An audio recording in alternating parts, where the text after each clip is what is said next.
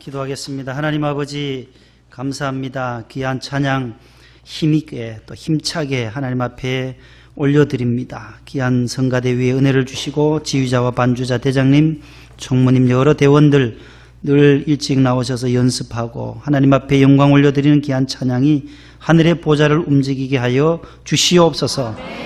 오늘 또 주의 성전에 사모하는 심령들이 나오셨습니다. 하나님 아버지 한 주간의 이 세상 광야 생활 속에서 아말렉과의 전투에서 승리하게 해주셨고 승리의 깃발을 여호와 니시의 깃발을 펄럭이며 오늘 또 보좌 앞에 나왔습니다.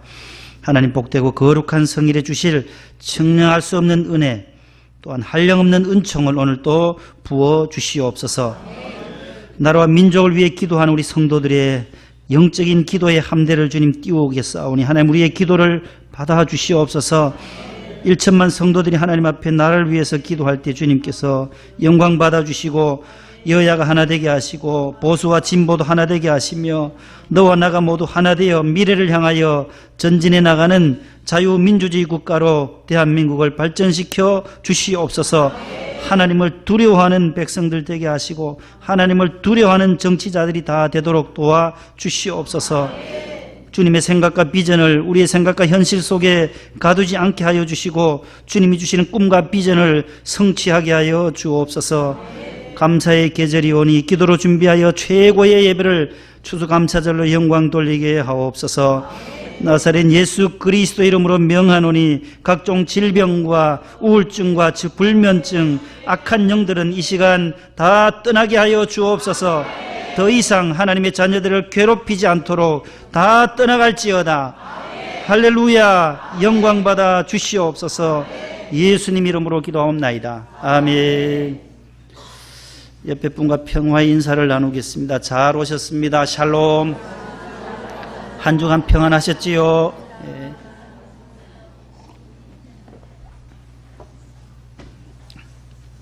옆에 분과 인사할 시간이 그리 많지 않아요. 그래서 한 주일에 한 번 만날 때마다 기쁜 얼굴로 만나시고 인사하실 수 있기를 바랍니다. 혀가 굳어지면 안 된대요. 혀가. 치매가 오려면 먼저 증세가 혀가 굳어진대요. 늘 기도하고 혀를 굴려서 또 찬송하고 이 혀가 안 움직이면은 찬송할 수 없잖아요. 혀가 왔다 갔다 움직여야 돼요. 시계 바늘 쪽으로도 돌리고 또 반대편으로도 돌리고 혀를 부드럽게 해줘야 된대요.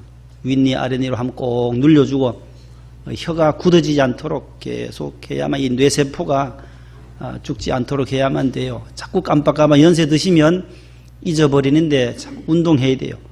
혀를 말아주기도 하고 밖으로 냈다가 이래 말기도 하고 혀가 움직여져야 돼요. 분당에 있는 권사님은 시장 보러 이마트 차를 끌고 갔는데 짐을 실컷 사가지고 택시 타고 집에 갔대요. 그 다음날 집에 가니까 차가 없더라는 거예요. 차가. 깜빡깜빡 잊어버려요. 건망증으로. 잊어버리는 건 또 건망증이라나요? 그런데 가족도 몰라보고 하면 이게 참 어려워지니까 치매 걸리지 않도록 여러분들 기도 많이 하시기를 바랍니다. 건강하게 모두 장수하실 수 있기를 바랍니다. 오늘 찬송 추수감사절 절기인데 593장을 추수감사절 찬송이 우리 찬송가에는 8곡이 있는데 587장부터 594장까지 오늘은 우리가 자주 안 불렀던 거 93장, 593장 부르고 다음 주에는 594장 부르면 추수감사절 찬송을 다 마스터하게 됩니다. 1절 성가대가 해주시고 우리가 한번 따라 해보겠습니다.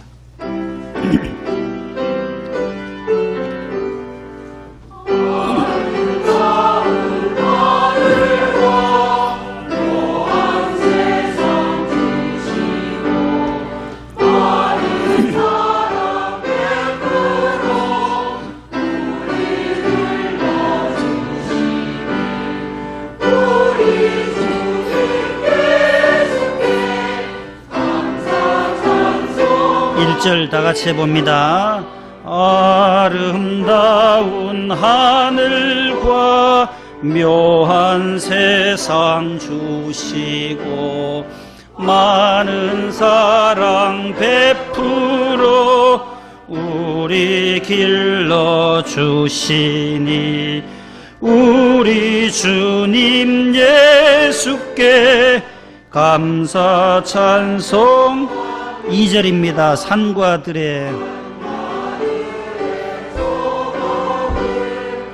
울창하게 하시고 달과 별의 광채를 밤에 보여주시니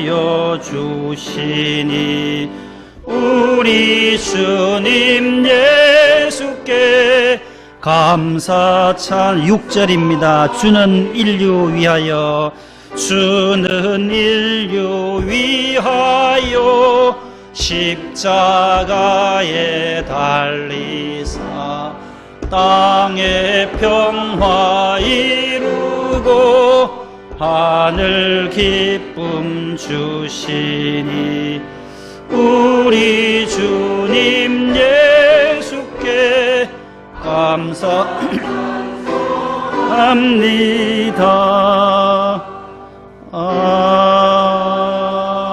아멘. 따라하십시다. 빛의 갑옷을 입자. 빛의 갑옷을 입자. 여러분, 시간이라고 하는 것 한번 곰곰이 생각해 보셨는지요? 시간이 무엇일까?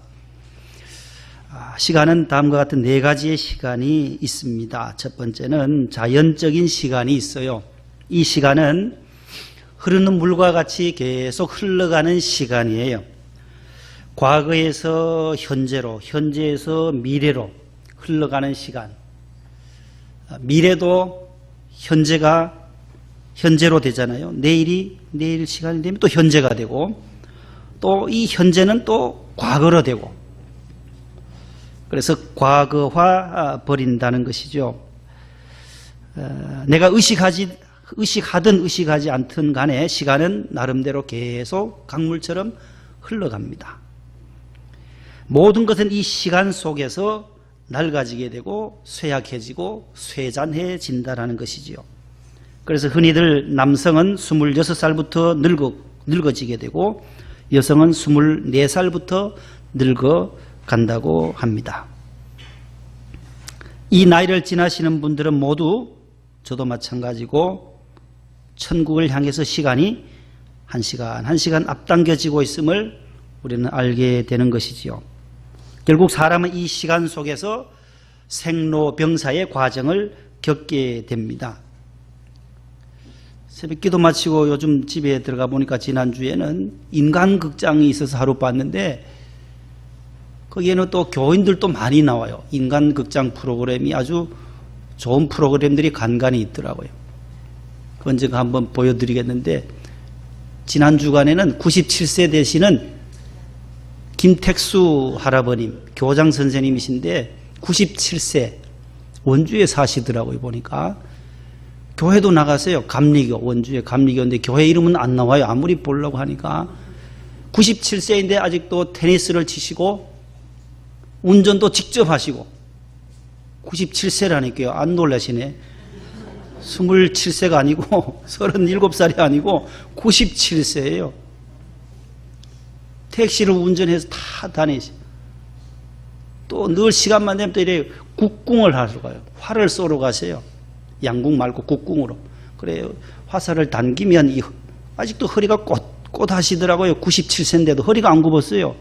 이걸 하셔서 그렇다는 운동을 하시되 많이 걷고 그분은 또 많이 걸으세요. 새벽 일찍 일어나서 새벽기도 마치고 운동장을 계속 걷고 오셔서 아침을 드시더라고요. 이걸 당기니까 허리가 딱 펴질 수밖에 없다는데, 그래서 이제 마지막 얼마 정도 남았는가 늘 그 생각을 한다는 거예요. 할머니는 3년 전에 돌아가셨고 혼자 그렇게 사시는데 자녀들이 와서 세탁해놓고 가고 반찬해놓고 가면 스스로 밥을 지어서 혼자 사시는 할아버지 교장 선생님이세요. 제자들도 이렇게 모이는 거 보니까 제자들이 더 늙었어요. 제자들이 교장 선생님보다 벌써 잘 걷지도 못하고 허리가 다 굽었는데 하나님의 은혜로 살아가면서 늘 그 교회도 나와요. 교회 가서 예배 드리는 장면도 나오던데 보니까 가서 묵상하면서 설교 전에 기도한다는 거예요. 하나님, 오늘이 마지막일지 내일이 마지막일지 97세니까 하루하루가 새로워지더라는 거예요.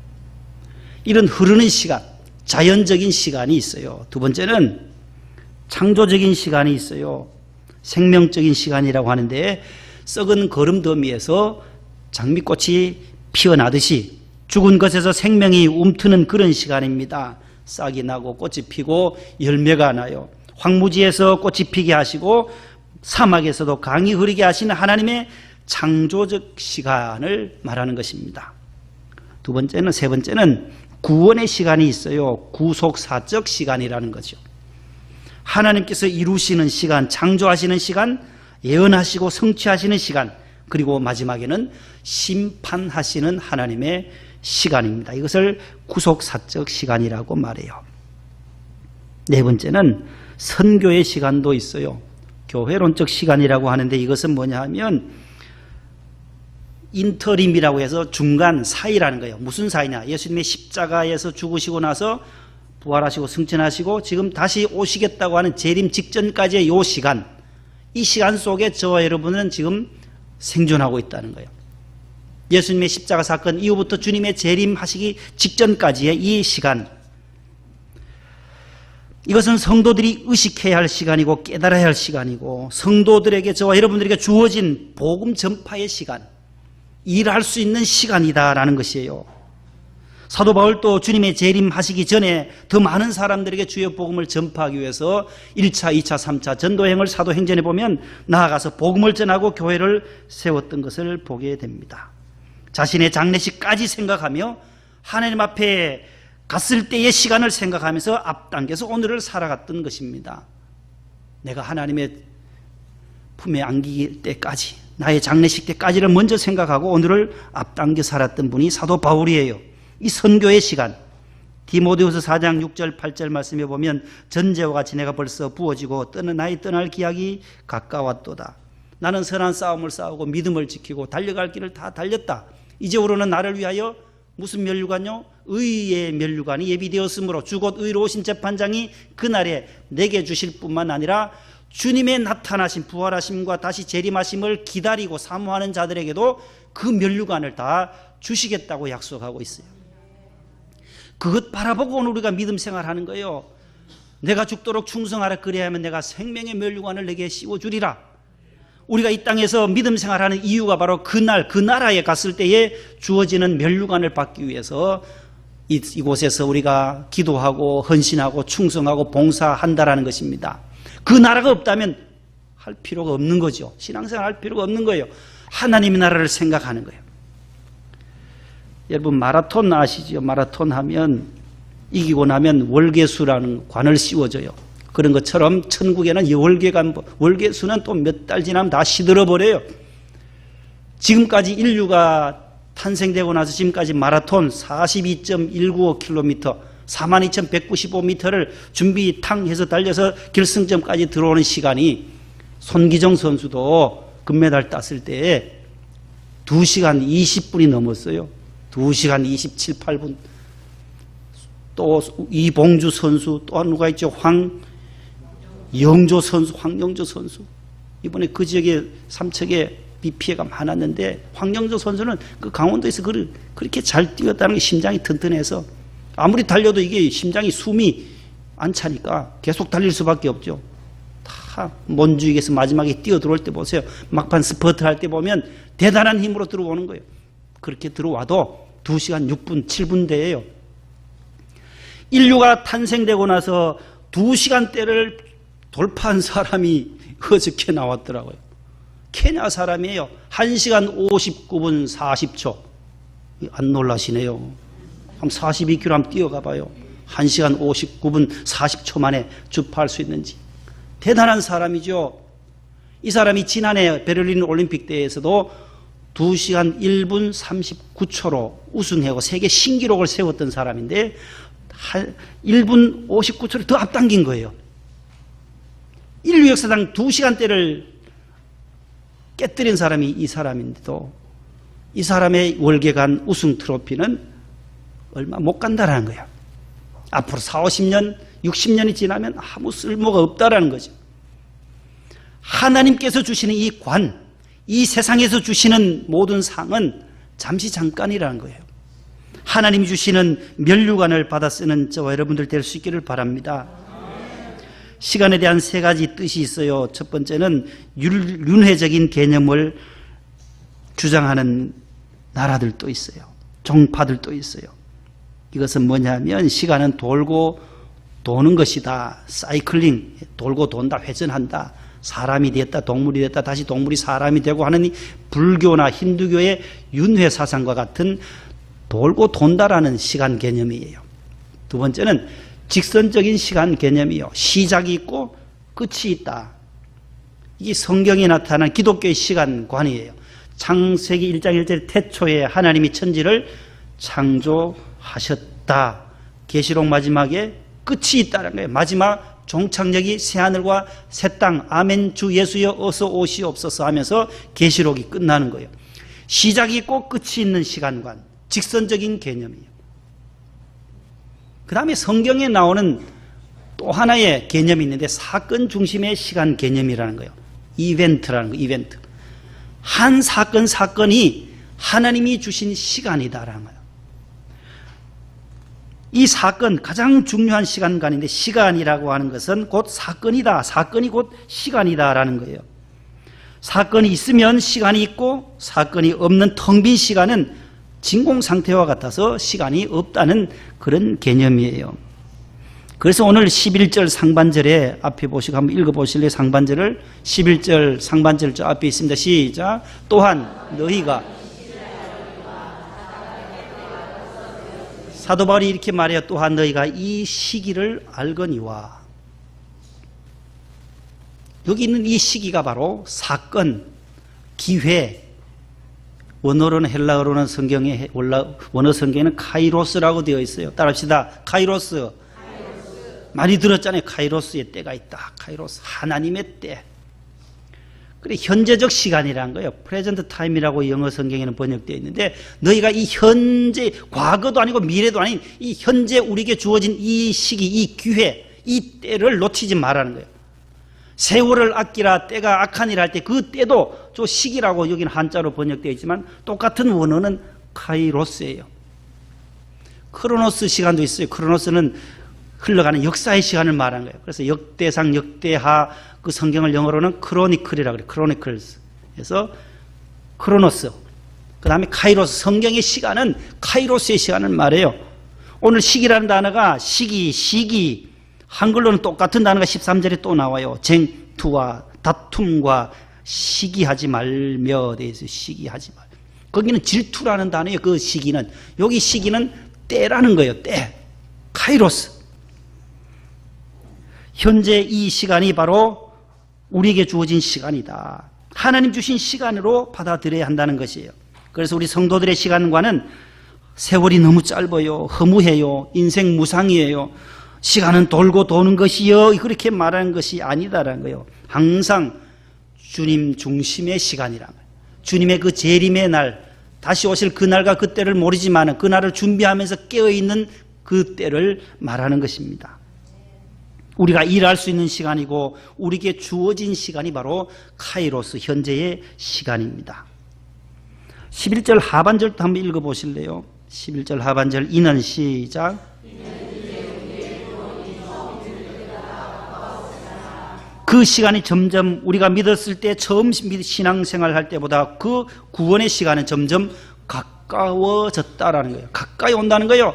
우리가 가야 할 천국이 점점 가까이 오듯이 우리가 처음 믿을 때의 구원이 가까워졌다. 여기 있는 구원이라는 단어는 세 가지 의미가 있어요. 과거적 구원이 있어요. 현재적 구원이 있어요. 미래적 구원인데 이건 종말론적인 구원이에요. 마지막 세 번째를 말한 거예요. 과거적 구원은 우리가 죄와 사망에서 예수님을 구주로 영접함으로 말미암아 자유롭게 된 것을 구원이다. 두 번째는 현재 구원받은 백성으로 하나님과 동행하며 사는 것이 현재적 구원이요. 최후 심판 미래에 우리에게 주어질 그 구원은 아직 남아있다는 거예요. 미래에 우리에게 최후 심판의 비유를 통해서도 주시는 그 종말론적인 구원, 천국 입성하는 그날이 구원의 완성이 된다는 것입니다. 시간과 함께 우리 앞에는 죽음이 점점 다가옵니다. 육적으로나 생리학적으로 보면 죽음입니다만은 구원을 받는 내세를 믿는 천국을 바라보는 하나님의 약속을 믿는 사람, 우리 성도들에게는 그 죽음은 죽음이 아니라 구원이다라는 거예요. 그래서 구원이 점점 가까이 오고 있다. 구원이라는 거, 구원. 이 땅에 살다가 미국으로 이사가면 이민 가듯이 우리가 대한민국에 살다가 천국으로 이사가는 것과 같은 것이 바로 성도의 죽음인 것입니다. 그래서 요한계시록 14장 13절에는 주 안에서 죽은 자들, 예수 믿다가 죽는 자들의 죽음은 뭐라 그래요? 복이 있도다 그래요. 죽음이 복되도다 가는 이유가 바로 예수님 안에서 천국을 바라보며 살던 백성들이 가는 것이기 때문에 복된 죽음이라고 말씀하고 있는 것입니다. 그 하나님의 나라에는 눈물도 한숨도 이별도 아픔도 질병도 없는 그 영광스러운 나라로 들어가는 승리의 시간이기 때문에 구원이다라는 것이에요. 점점 구원의 날이 다가오고 있습니다. 재림의 날은 점점 가까워오고 있습니다. 이 세상은 날로 날로 더 험악해지고 있습니다. 날이 가면 갈수록, 주님의 재림이 가까우면 가까울수록 우리는 영적인 센서로 감지할 수 있게 되는 것은 바로 어려워지고 있고 포악해지고 있고 험악해지고 있음을 우리는 보게 되는 것입니다. 세상이 날로 날로 어두워지고 있습니다. 환난이나 핍박이나 죄악이나 전쟁, 기근, 홍수, 태풍, 핵의 공포, 오존층의 파괴, 기후의 변화가 더욱더 가속화되어질 것이라고 주님도 예고하고 있습니다. 그러나 그 많은 진통과 격동을 겪어야만 어느 정도의 안정을 얻게 될 것인데, 그러나 세상은 그리 녹록지 않고 만만치를 않습니다. 점점 어두워져만 갑니다. 어젯밤에도 이제 주보 만들고 또 집사님께서 또 주보 인쇄하시고 설교 마무리하고 집에 들어가니까 이제 샤워하고 보니까 텔레비를 틀었는데 뉴스 좀 보려고 했더니만은 뉴스는 안 나오고 그것이 알고 싶다가 나와요.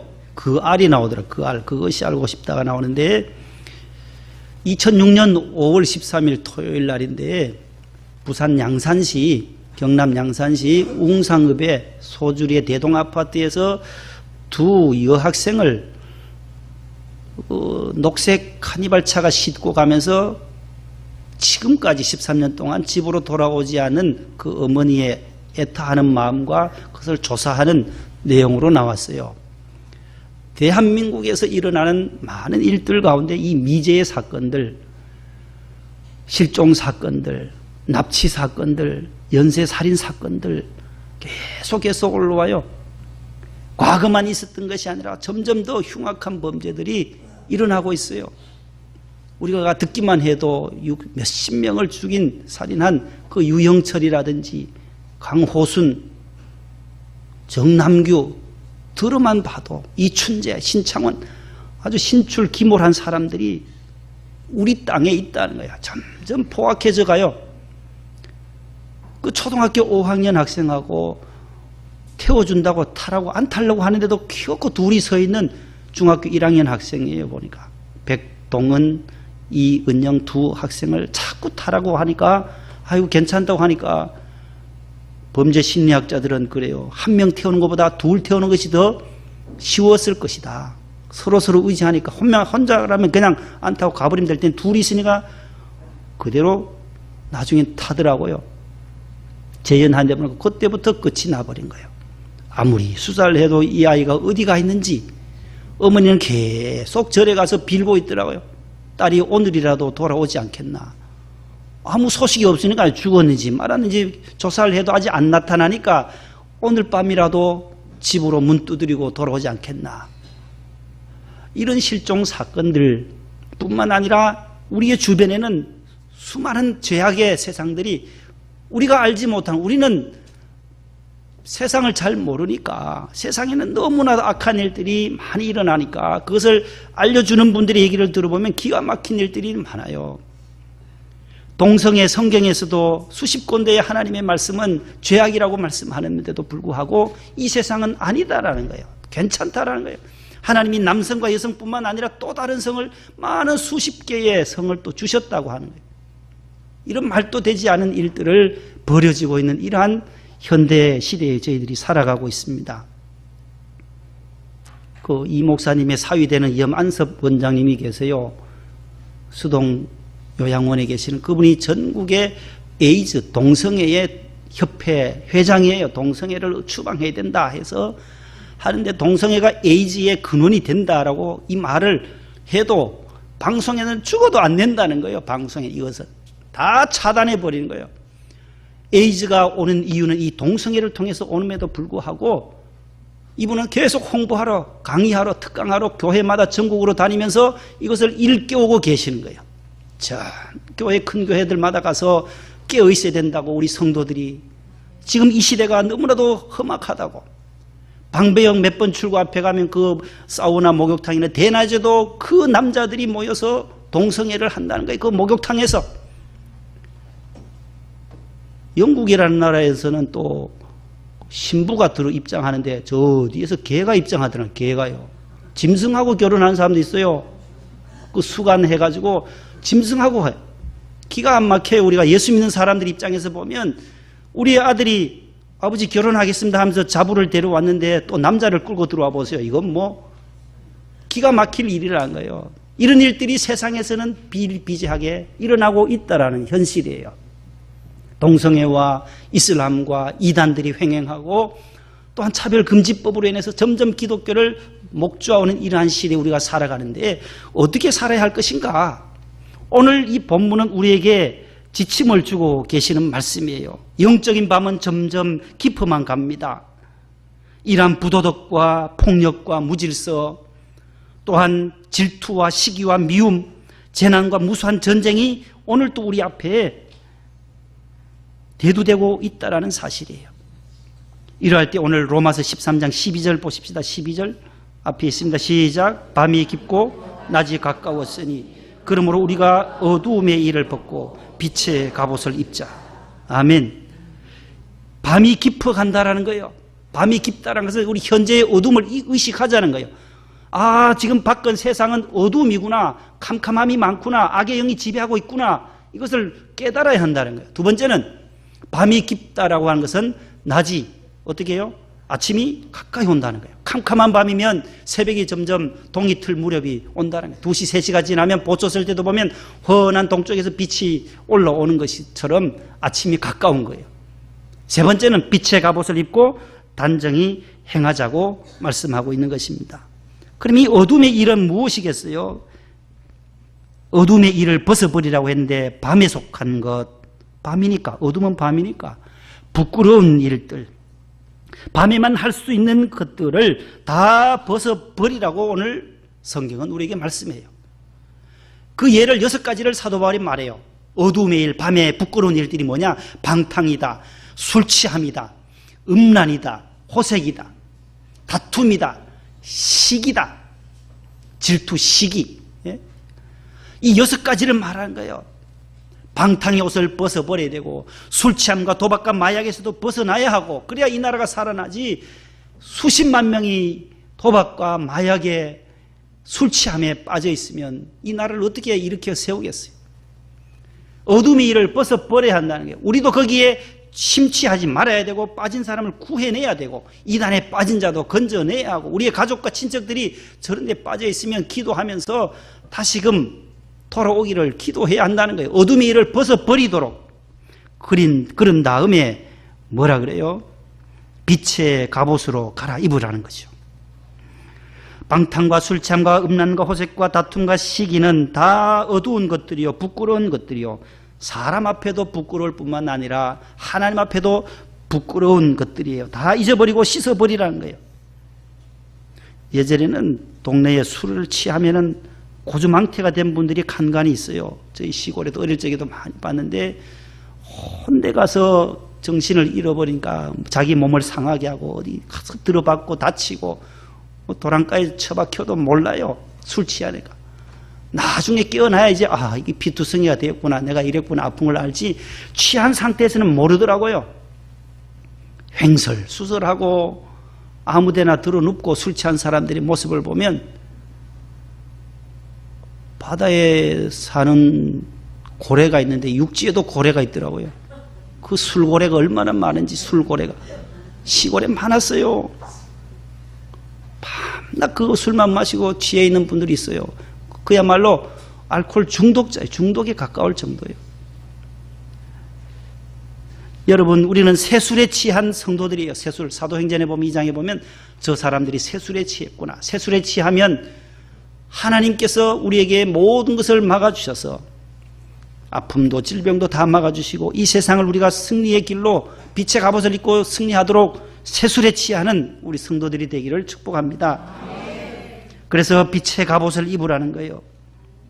여기 있는 갑옷이 뭐예요? 갑옷은 옷만 말하는 것이 아니에요. 군 장비 일체 전체를 뜻하는 거예요.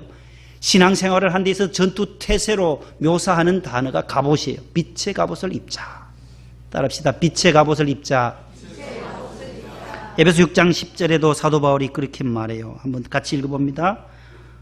너희가 주 안에서와 그 힘의 능력으로 강건하여지고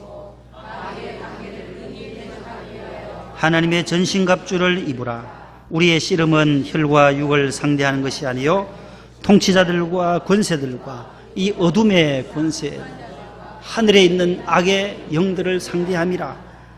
하나님의 전신갑주를 취하라. 이는 악한 날에 너희가 능히 대적하고 모든 행한 일을. 아멘. 따라합시다. 하나님의 전신갑주를 입자. 빛의 갑옷을 입자.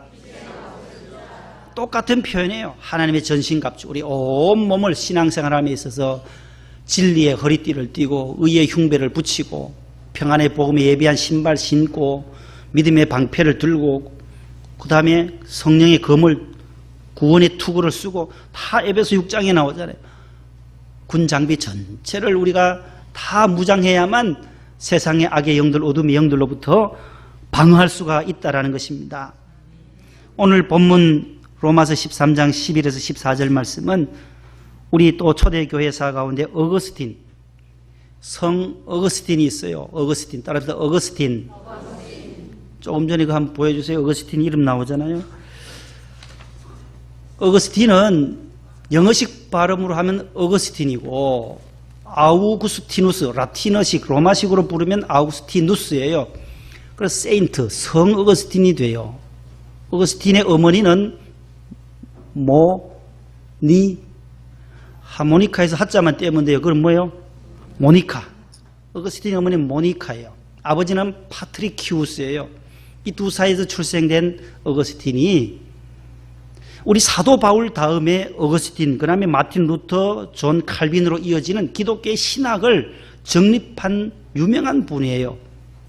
AD 354년에 북아프리카 타가스테에서 출생해요. 76살에 세상을 떠나요. 근데 제가 16살 때 아버지가 아들 좀 키우려고 공부시키러 유학을 보내요. 유학 보냈는데 거기서 방탕해요. 오늘 말씀처럼 방탕한 허랑방탕 탕자처럼 탕자 어거스틴이 되어버려요. 그곳에서 만난 아가씨를 만나서 16살에 아기를 낳아요. 그러니까 부모로서 얼마나 속이 터지겠어요. 계속 어머니는 기도해요. 기도하는 자식은 망하지 않는다. 기도하는 어머니가 있는 한 그의 아들은 망하지 않는다. 이 유명한 모니카의 명언이잖아요. 탕자 어거스틴을 위해서 어머니는 13년 동안이나 기도해요. 이 아들이 방탕한 생활에서 벗어나서 다시 회심하고 돌아오도록 기도해요. 또 2년 뒤에 이제 그 사귀었던 애기 논 그 사람을 이제 고향으로 보내서 세례받도록 해서 했는데 또다시 그곳에 또 다른 여인을 사귀게 되는 거예요. 그러니까 어머니는 더 눈물 흘리며 기도하는 거예요. 그러다가 386년 AD 386년 암브로시우스 감독에게 그가 세례를 받게 돼요. 그 이유가 뭐냐면 나는 왜 이렇게 그의 친구가 와서 성 안토니에 대해서 얘기해요. 성 안토니, 성자가 된 안토니는 자신의 모든 재산을 팔아서 가난한 자들에게 도와주고 수도원에 들어왔던 초대 수도사, 수도원의 수도사 안토니 얘기를 하니까 나는 왜 이렇게 그것을 그렇게 하지 못하고 방탕할까 고민하던 중에 회개하던 중에 밖에서 소리가 들려오는 거, 아이들이 밖에서 떠드는 소리가 들려오는데 톨레레게 라틴어로 톨레레게 take read라는 뜻이에요. 잡아서 읽어라. 잡아 읽어라. 톨레에게 들려오니까 서재에 들어가서 성경을 그제서야 펴게 되는 거예요. 성경을 펴서 읽던 중에 오늘 본문에 딱 걸려든 거예요. 로마서 13장 11절 이하에 낮에와 같이 단정히 행하고 방탕과 술 취하지 말며 음란과 호색하지 말고 다툼과 시기하지 말고 오직 주 예수 그리스도로 옷을 갈아입고 육신의 일을 위하여 정욕을 위해서 육신의 일을 도모하지 말라. 이 말씀을 읽어보니 다 자기 자신에게 하는 말씀이에요. 술 취하고 방탕하고 음란하고 주색 잡기에 빠졌던 자신의 삶을 돌아보면서 회심하게 된 거예요. 그래서 386년에 회개하고 세례를 받게 돼요. 그 유명한 어거스틴이, 탕자 어거스틴이 성 어거스틴으로, 성인으로 바뀌어지는 말씀이 바로 오늘 이 말씀이에요. 하나님의 말씀은 사람을 변화시킵니다. 성령이 우리를 변화시킵니다. 성령이 임할 때에 우리가 새 사람으로 바뀝니다. 옛 사람의 옷을 벗어버리고 새 사람으로 갈아입는 하나님의 빛의 자녀들 되시기를 축복합니다. 하나님 감사합니다. 세상의 어둠의 일을 벗어버리게 하시고 빛의 갑옷으로 갈아입는 성도들 되게 하옵소서. 하나님, 이 세상은 점점 어두워져 갑니다. 영적인 밤이 깊어져 갑니다. 하나님, 주님의 재림의 날이 가까이 오는 이때에 더욱 주님의 말씀 굳게 붙잡게 하여 주시옵소서. 공산주의와 동성애와 차별금지법 이단들, 이슬람 세력들 다 하나님 잠재워 주시고 이 땅에 더욱더 자유민주주의 국가로 발돋움하게 하여 주옵소서. 예수님 이름으로 기도하옵나이다. 아멘.